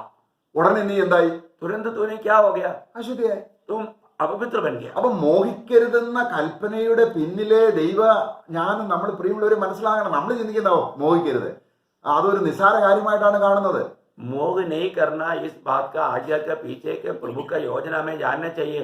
हमको क्या लगता है मोह नहीं करना, इसमें कोई बड़ी बात नहीं, ऐसा हमें लगता है। പൗലോസിന് ഈ കാര്യം ശരിക്കും മനസ്സിലായി. परंतु पौलुस इस बात को सही रीति में जाना। അവൻ പറയുകയാണ്, वो कहता है മോഹിക്കരുതെന്നൊരു കൽപ്പന ഇല്ലായിരുന്നെങ്കിൽ ഞാൻ രക്ഷപ്പെട്ടേനെയായിരുന്നു. यदि मोह नहीं करना करके एक आज्ञा ना होता तो मैं बेच जाता था। പക്ഷെങ്കിൽ ഞാൻ പിടിക്കപ്പെടുകയാണ്. परंतु मैं अभी पकड़ा जा रहा है। അയ്യോ, ഞാൻ അരിഷ്ട മനുഷ്യൻ. ओ मैं एकदम कैसा अभागा मनुष्य। ഈ മോഹിക്കാതെ ജീവിക്കാൻ എങ്ങനെ കഴിയും? इस प्रकार मोह ना करते हुए मैं कैसा जीवन बिताएंगे? അപ്പോഴാണ് ദൈവം തന്റെ പുത്രനെ കാണിച്ചു കൊടുത്തത്. तब पिता ने अपने पुत्र को दिखाया। ഈ ഭൂമിയിൽ 33 വർഷം മനുഷ്യനായിട്ട് ജീവിച്ചിട്ടു. इस दुनिया में 33.5 साल मनुष्य बनकर जीवन बिताया। ദൈവത്തിന് അറപ്പുള്ള ഒരു കാര്യവും ആഗ്രഹിക്കാതിരുന്ന ഏറ്റവും സത്യവാനും നീതിവാനുമായ സൗന്ദര്യവാനായ ഒരു മനുഷ്യൻ. परमेश्वर जो नफरत करता है उन बातों को नफरत करते हुए पूर्ण रूप में प्रभु को गौरव करके जीवन बिताने वाला एक प्रभु का जन। ആ മനുഷ്യൻ वो प्रभु का जन, എന്ന് പറഞ്ഞാൽ ആ ദൈവത്തിന്റെ പുത്രൻ वो परमेश्वर का पुत्र, പൗലോസിന്റെ ഉള്ളിൽ വന്നു. वो पौलुस के जीवन में आया। അപ്പോൾ നമ്മള് റോമലേഖനം 7:24-25 അയ്യോ ഞാൻ അരിഷ്ട മനുഷ്യൻ ആർ വിടുവിക്കും എന്ന് പറഞ്ഞിട്ട് താൻ ഉടനെ പറയുന്നത് എന്റെ കർത്താവായ യേശു ക്രിസ്തു നിമിത്തം ദൈവത്തിന് സ്തോത്രം. अभी यहाँ पर रोमियों का पत्री 7 अध्याय का 24-25 वचन में कहता है कि हाय मैं कैसा अभागा मनुष्य हूँ, इस मरणहार शरीर से मुझे कौन छुड़ाएगा।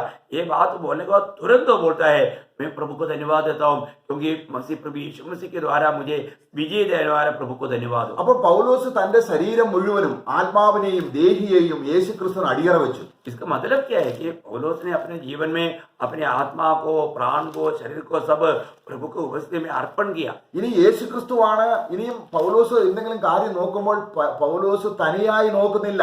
अभी जो भी बात को पौलुस जब देखता है तो वो अकेला में नहीं देखता। ഇപ്പോൾ യേശു ക്രിസ്തുവിന് അവന്റെ കണ്ണുകളെ കൊടുത്തിരിക്കുകയാണ്. अभी यीशु मसीह के लिए अपने आंखों को दे दिया। അപ്പൊ യേശു ക്രിസ്തു അവനിൽ വസിച്ചുകൊണ്ട് അവന്റെ കണ്ണിലൂടെ നോക്കുകയാണ്. अभी यीशु मसीह उसमें रह करके उसकी आंखों के द्वारा बाकी बातों को, बाहर की बातों को देखता है। അപ്പൊ 33 വർഷം ജീവിച്ച ആ ജീവിതത്തെ തനി ആവർത്തനം പൗലോസിൽ വരുന്നു. अभी जो 33.5 साल प्रभु जो जीवन बिताया वही बात को अभी यहाँ पर माना लगातार आगे बढ़ते हुए वो अवस्था पौलुस के जीवन में आ गया। Praise the Lord. हालेलुया। കർത്താവിനെ മലയുടെ മുകളിലെല്ലാം കൊണ്ടുപോയി ലോകത്തിന്റെ മോഹം മുഴുവൻ ഉളവാകാൻ വേണ്ടി സാത്താൻ പരീക്ഷിച്ചതാണ്. जब उस पहाड़ पर ले जा करके प्रभु यीशु मसीह को शैतान ने ये दुनिया का मोहों में फंसाने के लिए उन्होंने परीक्षा लिया था। അപ്പൊ നമ്മളും അങ്ങനെ പരീക്ഷിക്കപ്പെട്ടവരാണ്. प्रियो, हमारा भी जीवन में इस प्रकार कई बातों में परीक्षा लिया जाता है। അപ്പൊ നമ്മൾ സ്വയമായി ജീവിച്ചാൽ മോഹിക്കാതിരിക്കുക. കാരണം നമ്മുടെ പ്രകൃതി തന്നെ എന്ത് കണ്ടാലും മോഹിച്ചു പോകുന്നതാണ് മനുഷ്യന്റെ വീണുപോയ പ്രകൃതി. സാധാരണ ജ്ഞാനം അതാണ്. क्योंकि हम लोग अगर हम अपने स्वयं में होते हुए नहीं, परंतु हम क्योंकि हमारा प्रकृति क्या है, गिरा हुआ प्रकृति है, वो शैतानी के स्वभाव भरा हुआ अवस्था है। അപ്പോൾ ജഡമോഹം, കൺമോഹം, ജീവനത്തിന്റെ പ്രതാപം ഇത് ദൈവത്തിൽ നിന്നല്ല, ലോകത്തിൽ നിന്നാണ്. जब शरीर की अभिलाषा, आंखों की अभिलाषा, जीविका का घमंड, ये प्रभु के ओर से नहीं, ये दुनिया की ओर से है। അപ്പൊ എനിക്ക് ജ്ഞാനം ഉണ്ടാകണം. अभी मुझे ज्ञान चाहिए। ഞാൻ ഇതിൽ പെട്ടെന്ന് വീണു പോകുന്നവനാണ്. मैं इन बातों में जल्दी गिर जाते हैं കാരണം എന്റെ ജഡം അങ്ങനെയുള്ളതാണ്. क्योंकि मेरा शरीर ऐसा है। പൗലോസ് ഭയപ്പെടുകയാണ്. ഞാൻ നിങ്ങളുടെ ഇടയിൽ വന്നപ്പോൾ ഞാൻ ജ്ഞാനത്തിന്റെ വൈഭവം കൊണ്ടൊന്നും അല്ല ഞാൻ വന്നിരിക്കുന്നത്. पौलुस इन बातों में बहुत डर करके कहता है, जब मैं तुम्हारे बीच में रहा, मैं एक अपने आप को ज्ञानी बोल करके नहीं रहा। എന്ന് പറഞ്ഞാൽ ജഡത്തിന്റെ ജ്ഞാനം, ഈ ദൈവവചനം തന്നെ ജഡത്തിൽ ജ്ഞാനം എടുത്ത് പറയാം. ये शारीरिक ज्ञान, इस वचन को भी हम शारीरिक रीति में लेकर के कर सकता है, നമ്മളെക്കാൾ എല്ലാം സാത്താന് വചനം അറിയാം. क्योंकि हमसे बढ़कर के शैतान वचन को जानते हैं। അതെങ്ങനെയുള്ള ജ്ഞാനമാണ്? वो कैसा ज्ञान है? ആത്മാവ് കൊടുക്കുന്ന ജ്ഞാനമാണോ? वो आत्मा देने वाला ज्ञान है क्या? അത് വീണുപോയ പോഷത്വമുള്ള ആ ജ്ഞാനമാണ്. वो जो गिर गया हुआ मूर्खता का वो ज्ञान है। ഇങ്ങനെ അനേകർ വിശ്വാസികളായെന്ന് പറഞ്ഞാൽ ആ ജ്ഞാനത്തിലാണ് ഇന്ന് വിശ്വാസികളാകുന്നത്. आज बहुत से लोग जबकि ज्ञानी बना करता है तो वो उस विश्वास में, उस ज्ञान में वो मानव ज्ञानी है। പക്ഷെങ്കിൽ ദൈവജ്ഞാനമായ ക്രിസ്തുവിലൂടെയാണ് നമ്മൾ ജ്ഞാനികളാകേണ്ടത്. परंतु हम जो स्वर्गीय ज्ञान जो प्रभु यीशु मसीह है, यीशु मसीह के द्वारा हमें ज्ञानी बनना चाहिए। അപ്പോൾ നമുക്ക് കർത്താവിന്റെ തിരുവെഴുത്തുകളെ നമ്മൾ വാസ്തവത്തിൽ നമ്മുടേതായിരിക്കുന്ന ജ്ഞാനമാക്കി തീർക്കുമ്പോൾ जब प्रभु यीशु मसीह को पवित्र शास्त्र वचन के आधार में हम अपना ज्ञान बनाएगा तो അങ്ങനെ അതാണ് ക്രൂശിന്റെ വചനം. वो है क्रूस का वचन। എന്താ ക്രൂശ് ചെയ്യുന്നത്? क्रूस क्या करता है? ഈ ദൈവത്തിന് അറപ്പുള്ള കാര്യങ്ങൾ നമ്മളിൽ നീക്കം ചെയ്യുന്നതാണ് ക്രൂശ്.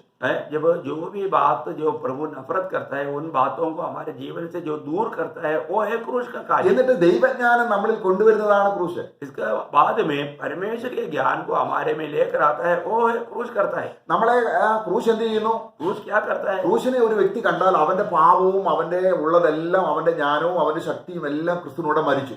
जब उसकी व्यक्ति के जीवन का पाप, उनका ज्ञान, उनका जो भी गुण है, स्वभाव है, वो सब मसीह के साथ मर गया। എന്നിട്ട് മരിച്ചിട്ട് ഉയർത്തെഴുന്നേറ്റവനായ വേറൊരുവനാവും. और जो जी उठने के बाद में वो और एक व्यक्ति का बन जाता है। ആ വേറെ വ്യക്തിക്കാവുമ്പോൾ ഒരു ശിശുവിനെ പോലെ ആയിത്തീരുകയാണ്. क्योंकि वो और व्यक्ति के लिए जब हो जाता है, वो एक बच्चे के नायक बन जाता है। എന്നിട്ട് ആ ശിശുവിലേക്ക് ഈ ദൈവജ്ഞാനത്തെ പറഞ്ഞു കൊടുക്കുകയാണ്. और उस बच्चे को इस स्वर्गीय ज्ञान उनको प्रदान करते हैं।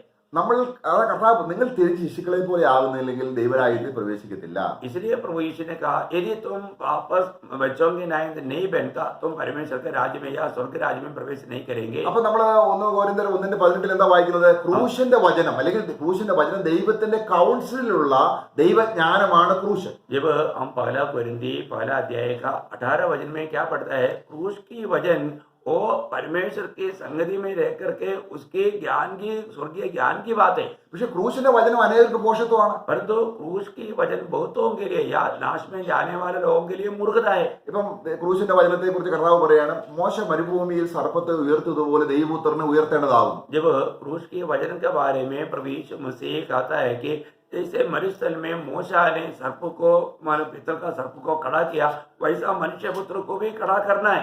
അപ്പോൾ എപ്പോഴാണ് മോശ താമ്ര സർപ്പത്തെ ഉയർത്തിയത്? कब मूसा ने इस पितल के सर्प को खड़ा किया? അഗ്നിസർപ്പങ്ങൾ അവരെ കടിച്ചു. जब उस सांप ने लोगों को काटा। അപ്പം ഒരു പാമ്പ് കടി एक सांप काटने से दुनिया के ज्ञान के अनुसार हमें क्या करना चाहिए? എന്താ ചെയ്യേണ്ടത്? क्या करना चाहिए? ആ കടിച്ച ഭാഗത്തിന് മുകളിൽ കെട്ടുക, उस काट जो काटा गया उसके ऊपर बांधना, എന്നിട്ട് അവിടെ ആ മുറിവുള്ള ഭാഗം മുറിച്ചിട്ട് ആ രക്തം ചോർത്തി കളയുക. और वो जो जहाँ पर काटा गया वहां पर थोड़ा और फाड़ करके वो खून को निकालना. അപ്പോൾ ദൈവം അതാണോ പറഞ്ഞു കൊടുത്തത്? क्या प्रभु ने ऐसा कहा क्या? അല്ല, नहीं. മനുഷ്യന് ഭോഷത്വം എന്ന് തോന്നിയതാണ് ദൈവം ചെയ്തത്. जो मनुष्य के दृष्टि में मूर्खता है वही काम प्रभु ने यहाँ पर किया. ദൈവം എന്താ പറഞ്ഞത്? प्रभु ने क्या किया? നിങ്ങൾ കടിച്ച പാമ്പിന്റെ ഒരു രൂപം പിച്ചള കൊണ്ടുണ്ടാക്കണം, तुम लोगों ने जो काटा हुआ उस सांप का रूप तुम पित्तल से बनाना, എന്നിട്ട് അതിനെ നടുവിൽ നാട്ടണം, इसके बाद में उसको ऊंचाई में बीच में खड़ा करना, എന്നിട്ട് കടിയേറ്റവൻ എന്ത് ചെയ്യണം? और जो काटा गया वो व्यक्ति क्या करना चाहिए? ആ പാമ്പിനെ നോക്കണം. उस पित्तल के सांप को देखना. അത് ആ പാമ്പിന് വിഷപ്പില്ല, उस सांप में कोई जहर नहीं, എന്നാൽ ദൈവത്തിന്റെ വഴി ഇതാണ്. परंतु परमेश्वर का मार्ग यही है.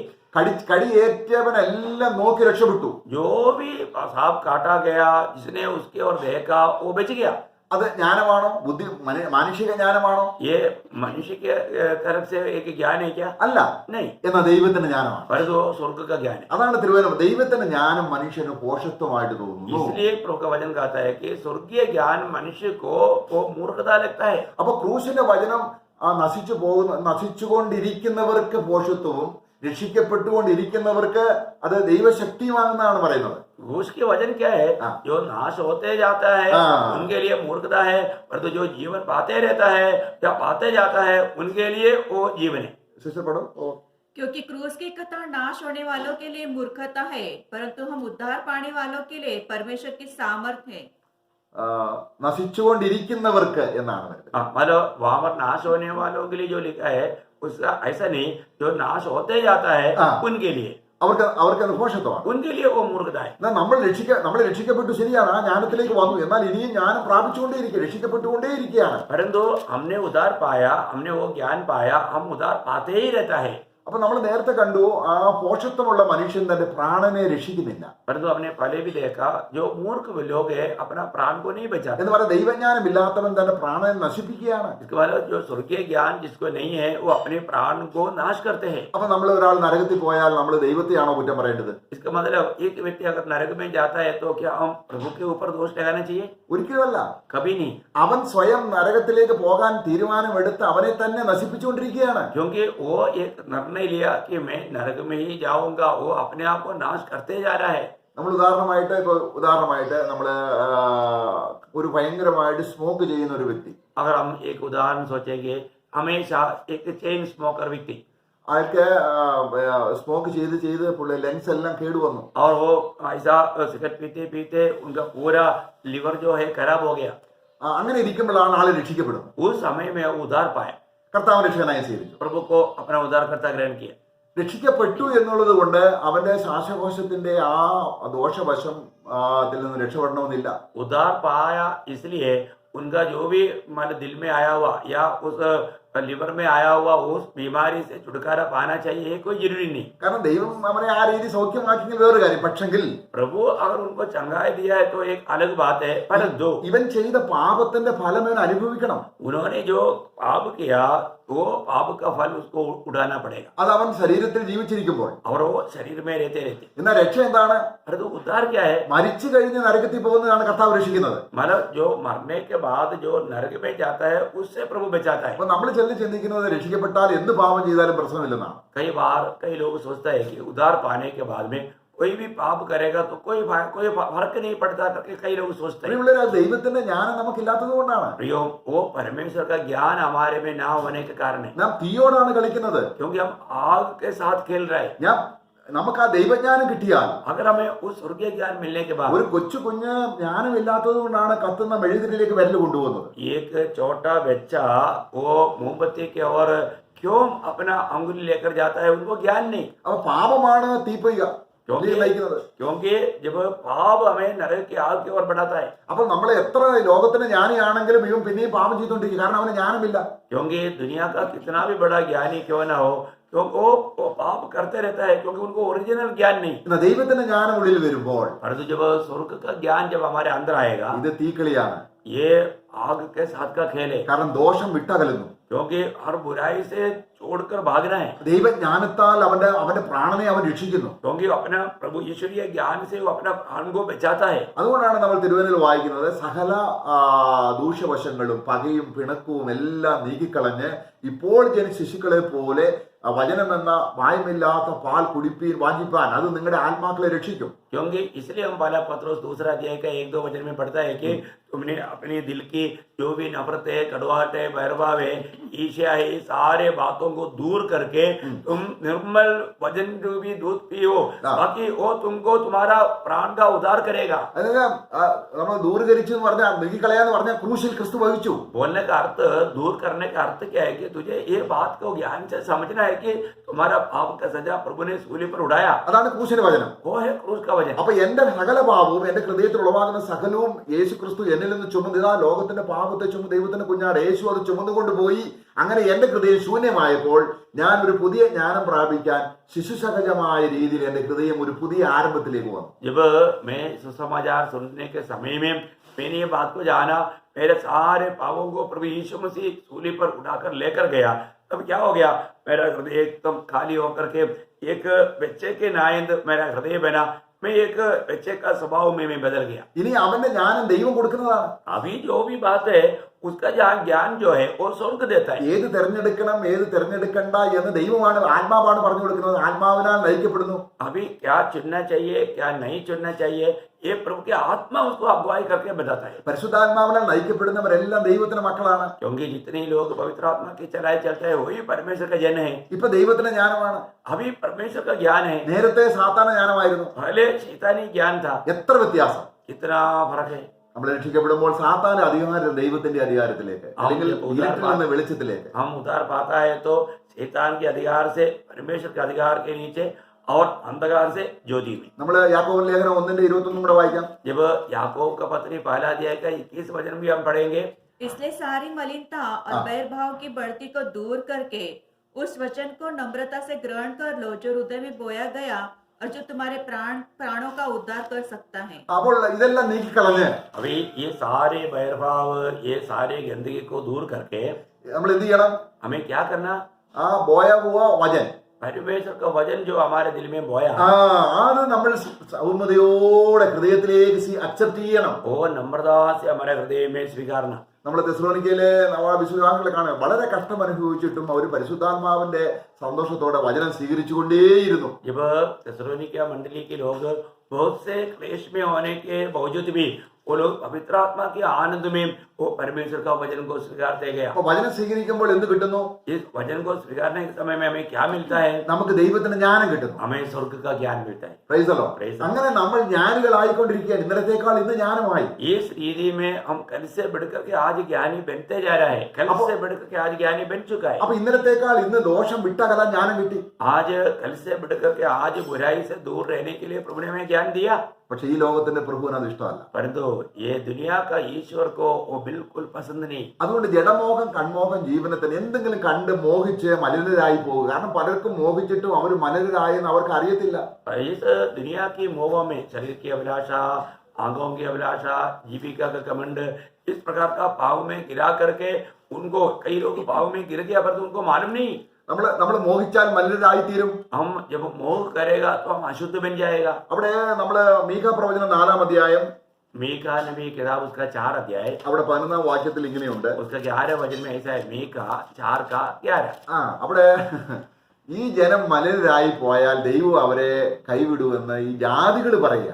जब ये लोग अगर अशुद्ध बनेगा तो परमेश्वर उनको छोड़ देगा करके जाति के लोग गवाही देता है. അപ്പൊ ഇസ്രായേൽ മക്കൾ പറയുകയാണ് യഹോവ വിടുവിക്കും യഹോവ വിടുവിക്കും. इसराइल के लोग क्या बोलता है? प्रभु हमें छुड़ाएगा, प्रभु हमें छुड़ाएगा. അപ്പം അവിടെ അതിന്റെ 10-ാം വാക്യം അതാ പറയുന്നത്. उसका 10 वचन में वही बात बोलते हैं, ഞങ്ങളെ ദൈവം രക്ഷിക്കും. हमें परमेश्वर छुड़ाएगा. എന്നാൽ 11-ാം വാക്യം പറയുകയാണ് पर तो 11 वचन कहता है ജാതികൾ പറയുകയാണ്. जाति के लोग कहता है. 11-ാം വാക്യം उसका 11 वचन. अब बहुत सी जातियां तेरे विरुद्ध इकट्ठी होकर तेरे विषय में कहेंगी, सिय्योन अपवित्र की जाएगी और हम अपनी आंखों से उसको निहारेंगे. നോക്കുക, ഈ ജനം മലിനരായി പോയാൽ ये लोग जब अशुद्ध बन जाएगा ഇവർ യഹോവയാൽ തന്നെ നശിക്കുന്നത് നമുക്ക് കാണാൻ പറ്റുമെന്ന്. यहोवा के द्वारा ये नाश किया जाएगा, वो बात हम देख सकेंगे. അത് ആർക്കറിയാം? ये किसको मालूम? ജാതികൾക്കറിയാം, जाति के लोग भी ये जानते हैं, സാത്താൻ അറിയാം. शैतान जानते हैं, കാരണം നമുക്കറിയാം യഹോവ യുദ്ധം മുഴുവൻ യഹോവയ്ക്കുള്ളതാണ്. क्योंकि हम जानते हैं कि लड़ाई प्रभु का है. പക്ഷെങ്കിൽ ഇസ്രായേൽ മക്കൾ എത്രയോ പ്രാവശ്യം തോറ്റു. परंतु हम देखते हैं कि इस्राएल के वो कितनी बार हार गया. യോശുവയുടെ ദൈവം പറയുകയാണ്, നീ ഒരിക്കലും തോൽക്കില്ല. योशुआ को प्रभु कहता है तुम कभी हारेगा नहीं. യോശുവയുടെ പുസ്തകം 1-ാം അധ്യായം. जब वो पहला अध्याय में योशुआ पहला अध्याय में प्रभु कहता है. പക്ഷേ യോശുവയുടെ പുസ്തകം 7-ാം അധ്യായത്തിൽ എന്താ സംഭവിച്ചത്? परंतु योशुआ 7 अध्याय में क्या हुआ? യോശുവ ആകെ ഇത് പോയി, കർത്താവ് എന്തുകൊണ്ട് ഇങ്ങനെ സംഭവിച്ചു? योशुआ इतना टूट गया कि हे प्रभु ऐसे क्यों हुआ? യോശുവയെ നീ നിയമം ലംഘിച്ചു. क्योंकि योशुआ को होता है कि तुम लोगों ने नियम तोड़ दिया. നീ അവനെ എന്ത് ചെയ്യണം?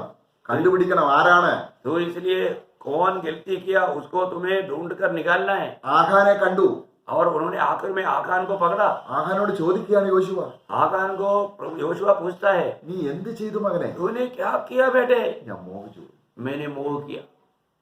നോക്കുക, ജനം മുഴുവനും ദൈവത്തിന്റെ നാമം അപമാനപ്പെട്ടു. देखिए मतलब हर गया और प्रभु का जन निंदित हुआ. അപ്പൊ അവിടെ അവൻ ആ മോഹിച്ചു എന്നുള്ളതിനെ കുറിച്ചുള്ള ആ പദം ഇങ്ങനെയാണ്. അതേ കാര്യമാണ് നമ്മള് കർത്താവിനെ സ്നേഹിക്കാത്തവൻ ശപിക്കപ്പെട്ടവൻ എന്ന് പറഞ്ഞിരിക്കുന്നിടത്തും പറഞ്ഞിരിക്കുന്നത്. जब जो मोह किया हुआ व्यक्ति श्रापित है, वही बात को जो प्रभु को प्रेम नहीं करता वो श्रापित है करके वहां पर हम लोग पहला कुरिन्थी उसका 16 अध्याय का 22 में बढ़ता है. അവിടെ ആഹാർ ഉപയോഗിക്കുന്ന അതേ കാര്യമാണ്, മോഹിച്ചു. അപ്പൊ മോഹിച്ചാൽ ശപിക്കപ്പെടും. കാരണം കർത്താവിനെ അല്ലാതെ വേറെ എന്തിനെയോ മോഹിക്കുക എന്ന് പറഞ്ഞാൽ സ്നേഹിക്കുക. मतलब मोह करने का अर्थ प्रेम करना. जब प्रभु को छोड़ करके और किसी से हमने प्रेम किया या मोह किया तो वो श्रापित है. നമ്മളിൽ ഇന്ന് ആരുടെ ജ്ഞാനമാണ്? आज हमारे में किसका ज्ञान है? അതുകൊണ്ട് ദാനിയേലിലും നീ ജ്ഞാനിയാണോ? दानिയേल से बढ़कर तू ज्ञानी है करके करके प्रभु पूछता है. പക്ഷെങ്കിൽ ഈ അരുണാദയ പുത്രനായ സാത്താനേക്കാളും നമ്മൾ ഒരു വിശ്വാസി ജ്ഞാനിയാണ്. प्रियो, इस शैतान से बढ़कर के एक सादा विश्वासी भी वो ज्ञानी है. കാരണം നമ്മൾ കൊലോസ്യ ലേഖനം 2-ാം അധ്യായം വായിക്കുകയാണ്, അവരിലല്ലോ ദൈവത്തിന്റെ സർവ്വജ്ഞാനവും ഗുപ്തമായിരിക്കുന്നത്. हाँ, हम कोलोसियों 2 अध्याय का 3 वचन में पढ़ता है कि उसमें परमेश्वर का सारा ज्ञान गुप्त रीति में रहता है. ആ കർത്താവാണ് നമ്മുടെ ജ്ഞാനമായത്. आज वो प्रभु यीशु मसीह हमारा ज्ञान बन गया. 1 കൊരിന്ത്യർ 1:30 കൂടെ വായിച്ച് അവസാനിപ്പിക്കുകയാണ്. जब पहला कुरिन्थी पहला अध्याय का 30 वचन को पढ़ करके हम समाप्त करेंगे. पहला कुरिन्थी पहला अध्याय का 30 वचन. നിങ്ങളോ yes. परंतु उसी की ओर से तुम मसीह यीशु में हो, हाँ। जो परमेश्वर की ओर से हमारे लिए ज्ञान ठहरा, अर्थात धर्म और पवित्रता और छुटकारा. Praise the Lord. നമ്മൾ പിതാവായ ദൈവത്താൽ ക്രിസ്തുയേശുവിൽ ഇരിക്കുന്നു. प्रियो, हम स्वर्गीय पिता की ओर से हम मसीह यीशु में रहता ഈ है. ജ്ഞാനം വേണം. और ये ज्ञान चाहिए. നേരത്തെ ഞാൻ ലോകത്തിലായിരുന്നു, पहले मैं दुनिया में था. നശിച്ചു പോകുന്ന ജ്ഞാനം, नाश में जाने वाला ज्ञान. ഇന്ന് നശിക്കാത്ത ജ്ഞാനം. और ये ज्ञान कभी भी नाश नहीं होने അത് वाला ज्ञान. ദൈവത്തിന്റെ മഹാകരുണയാൽ എന്നെ ക്രിസ്തുവിൽ പിതാവാക്കി വെച്ചു. ये प्रभु की बड़ी दया के कारण मुझे मसीह में रखा.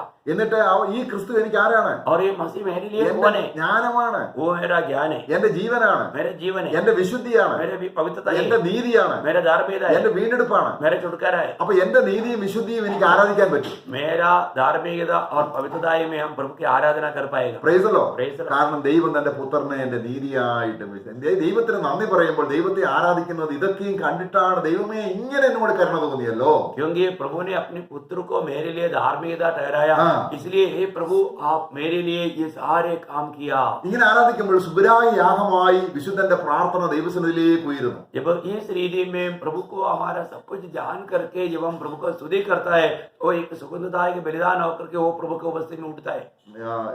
നമുക്ക് അവസാനിപ്പിക്കാം. हम സമയം കഴിഞ്ഞല്ലോ. आज के दिन में इस बात में हम समाप्त करें. അത് समय पूर्ण हो गया है. ഇത് എന്റെ ഹൃദയത്തിൽ ഒരുപാട് ഭാരമുണ്ട് ഇതിനെ തുടർന്ന് പറയാം. अभी इसके बारे में कहने के लिए मेरा हृदय में बहुत बोझ है. आने वाले समय में समय के अनुसार आपको बताएंगे. Praise the Lord. Praise the Lord. കർത്താവ് സഹായിക്കും. प्रभु आपको बहुत आशीष दे. प्रभु का अनुग्रह आप सबके साथ.